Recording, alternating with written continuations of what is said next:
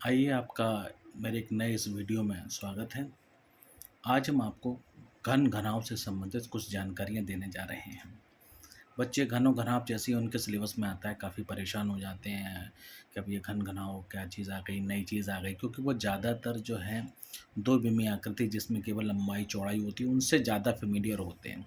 तो बच्चे बड़ा कन्फ्यूज़ हो जाते हैं कि अरे हम इन चीज़ों को कैसे करेंगे, क्या करेंगे। तो उन्हीं बच्चों को कुछ उनके दूर करने के लिए, उनके कन्फ्यूज़न को दूर करने के लिए आइए समझते हैं कि घन और घनाव क्या होता है। आइए सबसे पहले बात करते हैं घन की। और ये देखिए, ये है एक घन। गौर से देखिएगा।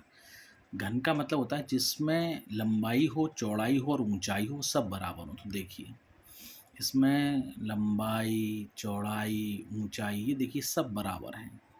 और ये तीन ब्रह्मी आकृति, देखिए इसमें ये लंबाई है, ये चौड़ाई है और ये देखिए इसकी ऊंचाई। अगर हम इसको ऐसे रखते हैं, आपको सामने ऐसे रख दें, तो हम बड़ा कन्फ्यूज़न में रहेंगे कि अगर किस तरीके से हम बताएं कि ये घन है, क्योंकि ऐसे देख रहे हो आप तो ऊपर से आपको ये नीचे की चीज़ें नहीं दिख रही होंगी। लेकिन जब आप उसको थोड़ा टिल्ट कर लेंगे, तिरछा कर लेंगे, तब आपको दिखने लगेगा कि हाँ भाई, ये इसकी लंबाई है, ये चौड़ाई है और ये इसकी ऊंचाई है। तो ऐसी आकृति जिसमें लंबाई, चौड़ाई, ऊंचाई बराबर हों और वो वर्गाकार हो देखने में, वो सारी चीज़ें जो हैं वो जो उससे मिलकर जो आकृति बनती है वो घन मिलती है। अब आयतन, मान लीजिए हमें इसका घन का आयतन निकालना है, तो हम सब जानते हैं कि आयतन होता क्या है, लंबाई गुणित चौड़ाई गुणित ऊंचाई। देखिए लिखा है लंबाई गुणित चौड़ाई गुणित ऊंचाई, ये आयतन होता है। अब घन का निकाल रहे हैं, चूंकि सब वर्गाकार हैं, इसमें फलक कितने हैं, तो देखिए फलक कितने दिख रहे हैं, 1 2 3 4 5 और 6, 6 फलक दिख रहे हैं इसमें। आपको सरफेस सतह कितनी है, 6, 1 2 3 4 5 और 6, 6 सतह में इसमें दिख रही हैं आपके पास। अब बात ये आई कि हमें इसका आयतन निकालना है। तो आयतन क्या है, लंबाई गुणित चौड़ाई गुणित ऊंचाई, और सब बराबर हैं इसमें। तो घन का आयतन का सूत्र होता है भुजा की घात 3। मतलब घात 3 का मतलब क्या है कि भुजा को 3 बार गुणा करना है, भुजा गुणा भुजा गुणा भुजा। अब आप देखो, तो अगर ये घन है तो इसका मतलब क्या है, इसमें लंबाई चौड़ाई ऊंचाई सब बराबर है। तो हमने लंबाई चौड़ाई ऊंचाई को बराबर मान लिया कि अब इसको लंबाई चौड़ाई ऊंचाई नहीं कहेंगे, हम भुजा कहेंगे। अब हम इसी शेप की खाली बात करें, घन के कई शेप हो सकते हैं, अब इस शेप की बात करें। तो इस शेप में हमने मान लीजिए इनको जोड़कर बनाया है। तो एक ये जो घन का शेप आपको दिख रहा है, इसकी हम लंबाई चौड़ाई एक इकाई मान लेते हैं एक इकाई का है, एक इकाई, क्योंकि अभी हमें सेंटीमीटर और मीटर तो पता नहीं है, तो हम इसमें कर लेते हैं मानो कि एक इकाई का ही है। इसकी इतनी लंबाई एक है तो चौड़ाई भी इसकी एक होगी, सब चीज़ें एक ही होगी, ऊंचाई भी इसकी एक ही होगी, क्योंकि सब तरफ से देखने में एक ही जैसा है। तो हम इसको एक इकाई का एक मान लेते हैं। अब अगर अपन बात करें इसकी, तो इसमें कितनी इकाई हो जाएंगी, एक इकाई ये और एक इकाई ये, दो इकाई हो जाएंगी। तो इसका मतलब है कि अगर हम इसमें बात करेंगे तो ये, अब अगर हम एक इकाई ये और एक इकाई ये, दो इकाई हो गई।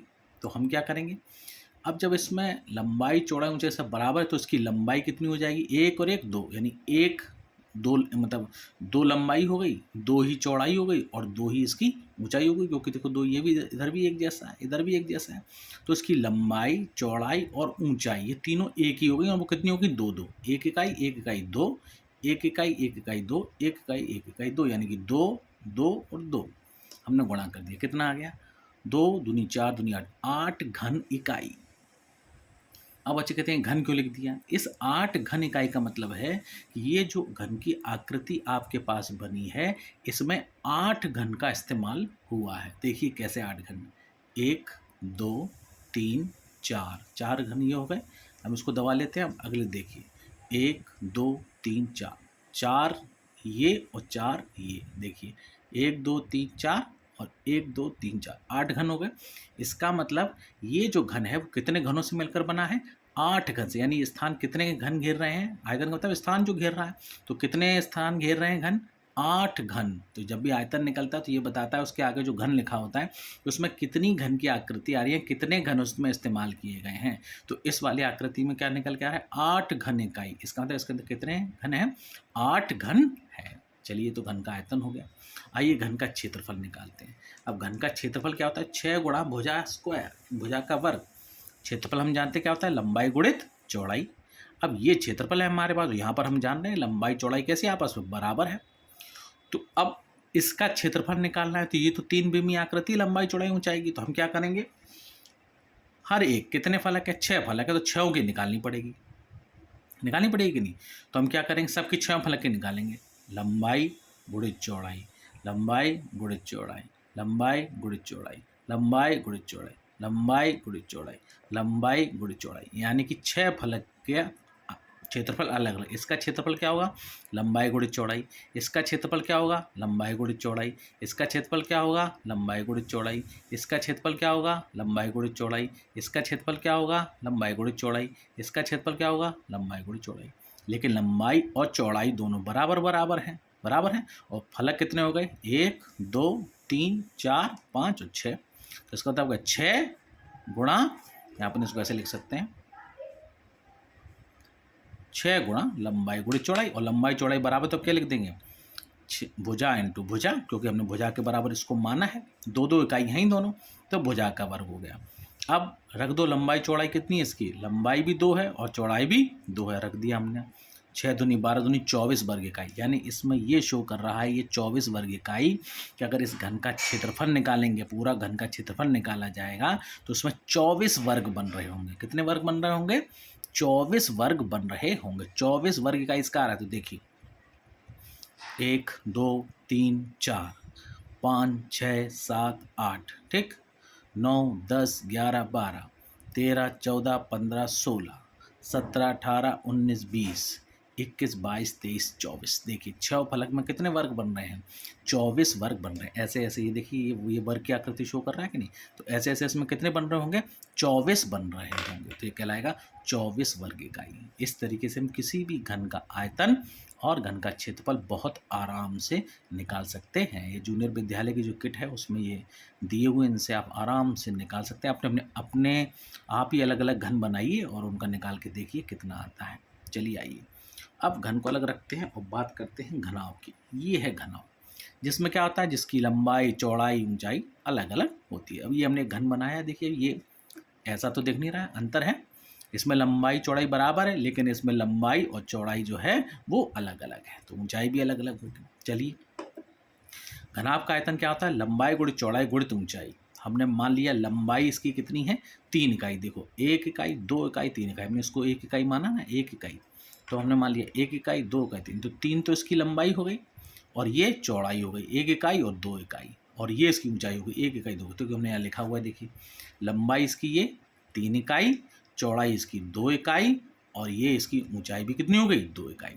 आयतन हमें मालूम है, लंबाई गुणित चौड़ाई गुणित ऊंचाई, तो हमने रख दिया लंबाई कितनी है 3 इकाई, चौड़ाई कितनी है 2 इकाई, ऊंचाई कितनी है 2 इकाई, गुणा किया 3 दूनी 6 दूनी 12 घन इकाई या इकाई क्यूब।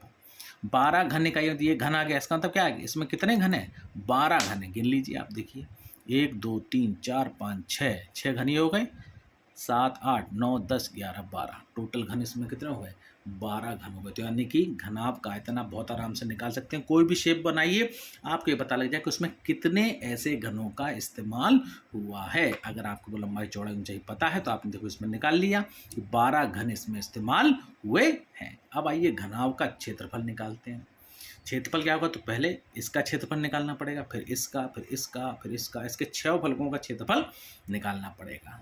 तो हम क्या करते हैं, हम ये लिख लेते हैं, क्या करेंगे, सब डबल डबल होंगे, लंबाई गुणित चौड़ाई धन चौड़ाई गुणित ऊंचाई और ऊंचाई गुणित लंबाई गुणा 2, सब में 2 का गुणा कर दो, तो आपके पास आराम से निकल आएगा। मतलब कहने का मतलब क्या है कि 2 बार लंबाई गुणित चौड़ाई होंगे, 2 बार ये होंगे, 2 बार ये होंगे, सभी 2 बार होंगे, तभी इनका हम कर पाएंगे। चलिए करते हैं, इस फार्मूले में रखते हैं, 3 इसकी लंबाई है, 2 चौड़ाई है और 2 ऊंचाई है, हमने इसमें रख दिया। देखिए तीनों, 3 लंबाई 2 चौड़ाई और 2 ऊंचाई, देखिए ऐसे रख रहे हैं तो ये 2 ऊंचाई दिख रही है इसकी, हमने इसमें रख दिया। तो क्या आ गया, 3 दूनी 6, 2 दूनी 4, 3 दूनी 6, 6 4 10 6 16, कितना हो गया, 2 गुणा 16, ये सब गुणा है, इस चिन्ह का विशेष ध्यान रखिए, ये गुणा है। तो 16 दूनी 32 वर्ग इकाई, कितना आ गया इसमें, 32 वर्ग इकाई। अब 32 वर्ग इकाई का क्या मतलब होगा कि इसके अंदर वर्गों के शेप, खाली इतने शेप की अगर बात करी जाए, ये दिख रहा है वर्ग का शेप आपको ऐसे दिख रहा है, ये वर्ग का शेप, इसमें कितने होंगे, 32 होंगे। देखिए गिनिए, 1 2 3 4 5 6 हो गया, इधर आइए। 7 8 9 10 11 12 इधर आइए। 14 15 16 17 18 19 20 21 22 23 24 25 26 27 28 29 30 31 32 33 32। तो कितने हो गए इसमें? 32 हो गए। एक बार फिर गिन लीजिए, देखिए 1 2 3 4 5 6 6 हो गए। 7 8 9 10 10 हो गए। 11 12 13 14 15 16 16 हो गए। 17 18 19 20 20 हो गए। अब देखिए 20 21 22 23 24 25 26 27 28 29 30 31 32। तो कितने आ गए? देखिए इसमें 32 वर्ग इसमें आ रहे हैं। केवल ऊपरी फलक की बात हो रही है, ये वर्ग शेप कहला रहा है। और यदि आयतन बात किया जाएगा तो कितने आयतन आ रहे होंगे? 12। तो टोटल ऐसे घन कितने इसमें आ रहे होंगे? 12। और जब क्षेत्रफल की बात करी जाएगी टोटल, तो इस कितने वर्गाकार दिख रहे होंगे?